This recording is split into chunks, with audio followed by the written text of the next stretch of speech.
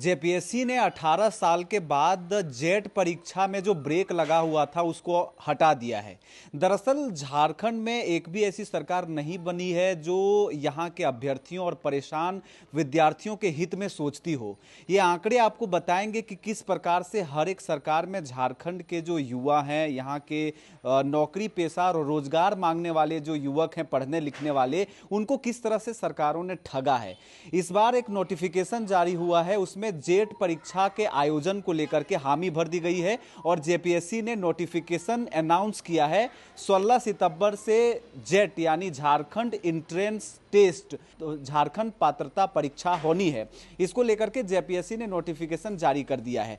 उन 18 साल में झारखंड में अब तक पात्रता परीक्षा यानी टीचर बनने के लिए, प्रोफेसर बनने के लिए, पीएचडी करने के लिए जो योग्य और इच्छुक छात्र थे वो परीक्षा में बैठ ही नहीं पा रहे थे।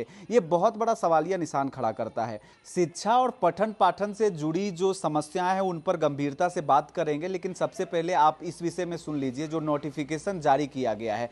अगर आप भी प्रोफेसर बनना चाहते हैं, कॉलेज और विश्वविद्यालय में पढ़ाना चाहते हैं और इसके लिए ताक देख रहे हैं, दूसरे में अगर आप पीएचडी करना चाहते हैं, तो उन योग्य और इच्छुक अभ्यर्थियों के लिए उच्च एवं तकनीकी शिक्षा विभाग के नोटिस और आलोक में जेपीएससी ने नोटिस निकाला है कि 16 सितंबर से आप 10 अक्टूबर तक फॉर्म भर सकते हैं, जिसमें जो एलिजिबिलिटी और क्राइटेरिया दिया गया है वो आप नोटिफिकेशन में जाकर के देख सकते हैं।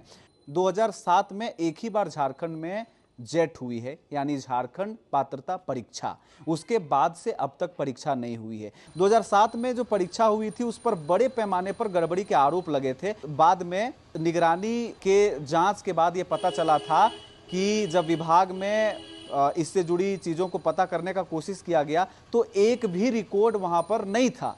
इससे आप समझ सकते हैं कि झारखंड में ये चीज़ें कितनी बड़ी पैमाने से चल रही है। उसके बाद से मामला सीबीआई के पास चला जाता है और अब तक इस पर सीबीआई जांच कर ही रही है, यानी कि 18 साल में सीबीआई एक जांच को पूरी नहीं कर पाई है। उसमें कौन दोषी थे, गड़बड़ी किस लेवल का था और उसमें कौन कौन से लोग शामिल थे, क्या उनको सज़ा मिल पाया, इसका किसी के पास कोई रिकॉर्ड नहीं है। लेकिन छोड़िए, 2007 में किसकी सरकार थी, जरा मैं ये बात कर लेता हूँ। 2007 में एक बहुचर्चित मुख्यमंत्री मधु कोड़ा की सरकार झारखंड में थी, जिस पर 4000 करोड़ के गबन का आरोप लगा हुआ है। तो ये आप समझ ही सकते हैं, हम सोच ही नहीं सकते हैं कि कुछ अच्छा हो। लेकिन इसके उलट ये है कि झारखंड में 15 बार मुख्यमंत्री परिवर्तन हो गया, लेकिन अब तक एक बार झारखंड पात्रता परीक्षा नहीं हो सका। क्यों नहीं हो सका? भारतीय जनता पार्टी के तरफ से इतने बड़े बड़े वादे किए जा रहे हैं, विकास के मुद्दे गिनाए जा रहे हैं, लेकिन परीक्षा क्यों नहीं हुआ, कोई जवाब नहीं। सबसे ज़्यादा मुख्यमंत्री उन्हीं के थे।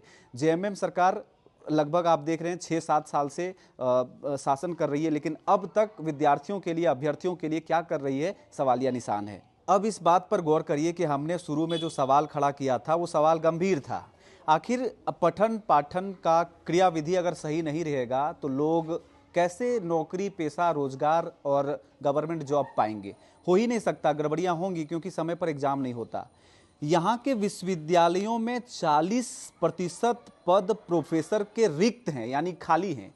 अभी भी 40% पद पर प्रोफेसर है ही नहीं, तो पढ़ाई लिखाई कैसे हो रहा है, कौन पढ़ा रहा है उनको, आप समझ ही सकते हैं। इससे एकेडमिक एक्टिविटी भी बाधित है, उनको भी दिक्कत हो रहा है, जिसका परिणाम आपने देखा कि रांची के कई विश्वविद्यालय में, कई कॉलेज में परीक्षा का कॉपी ही गायब हो गया। समय पर रिजल्ट ही नहीं आ पाता है। परीक्षा तो अब लिखते हैं लेकिन वो रिजल्ट के आस में पूरा सेशन का समय ही चला जाता है। तो इस तरह की चीज़ें जब प्रोफेसर नहीं रहेंगे तो देखने को मिलेगा। तो 40% पद अभी भी अगर खाली है तब तो सोचने वाला विषय है, आखिर क्यों नहीं सोच रहे हैं? तो ये कहीं ना कहीं जो रिक्ति है वो सिद्ध करती इस बात को कि किसी भी सरकार ने झारखंड के अभ्यर्थियों के लिए, शिक्षा के लिए, रोजगार के लिए गंभीर होकर के नहीं सोचा। ये सच्चाई है। आपको इस विषय में क्या लगता है, जरूर बताएं।